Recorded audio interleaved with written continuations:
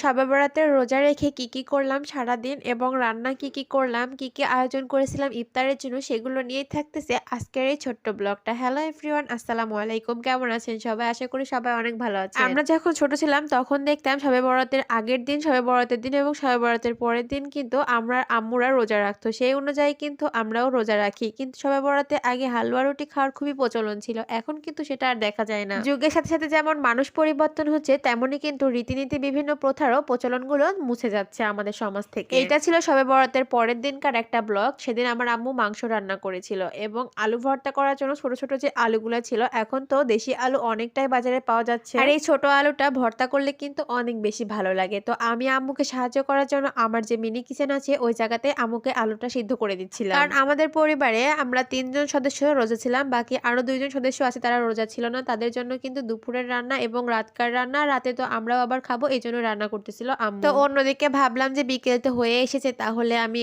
বাঁধাকপিটা কুচাইনি, তাহলে বাঁধাকপির পাকোড়া বানাবো, বেগুনি ভাজবো আর ধনিয়া পাতা দিয়ে চপ বানাবো। এই জন্য কিন্তু আমি সবকিছু প্রসেস করে নিচ্ছিলাম। রান্না করতে আমার তখনই সহজ লাগে যখন সবকিছু কাটাকুটি সবকিছু গোছানো থাকে, তখন কিন্তু রান্না করতে একদমই অল্প সময় লাগে। অন্যদিকে বেগুনটা কিন্তু আগে থেকে নর্মাল ফ্রিজে রাখা ছিল, এজন্য বের করে পানিতে ভিজায় রাখছিলাম, তারপরে ভালোভাবে পরিষ্কার করে নিচ্ছিলাম। পুরো একটা বছর পরে কিন্তু এই শবে বরাত আসে আর রোজা আসে। আল্লাহ জানে সামনে বছর আবার শবে বরাত পাবো কিনা, এতদিন বাঁচবো কিনা, তারও কিন্তু কোনো গ্যারান্টি নাই। মানুষের এখন নিঃশ্বাসের কোনো বিশ্বাস নাই ভাই, আজকে আছি কালকে নাও থাকতে পারি। তবে আল্লাহর কাছে অনেক অনেক বেশি শুকরিয়া যে আল্লাহ আমাদেরকে অনেক ভালো রেখেছে, সুস্থ আছি, এটাই অনেকের থেকে বেশি কিছু আর চাই না। এদিকে কিন্তু বেগুনি ভাজার জন্য বেসনটাও গুলে নিয়েছিলাম, তেল গরম করতে দিয়ে দিয়েছিলাম, এই যে একটা একটা করে বেগুন কিন্তু দিয়ে দিচ্ছিলাম। আর বাসায় যেগুলো বেগুনি ভাজি এগুলা কিন্তু বাজারের মতো এতটা ফুলে না। বাজারের মানুষ কি দেয় আমি এটা সবসময় চিন্তা করি। বাসায় আমি যতই চেষ্টা করি না কেন বাজারের মতো একদমই হবে না, কিন্তু বাজারের থেকে বাসায় যেটা তৈরি করি ওইটা বেশি ভালো হয়, খেতে ভালো হয় আর কি। শবে বরাতের রোজা রেখে কিন্তু আমার মনে হচ্ছিল যে রোজা খুব তাড়াতাড়ি চলে আসতেছে আর রোজার ঈদ সামনে টপ করে চলে আসবে।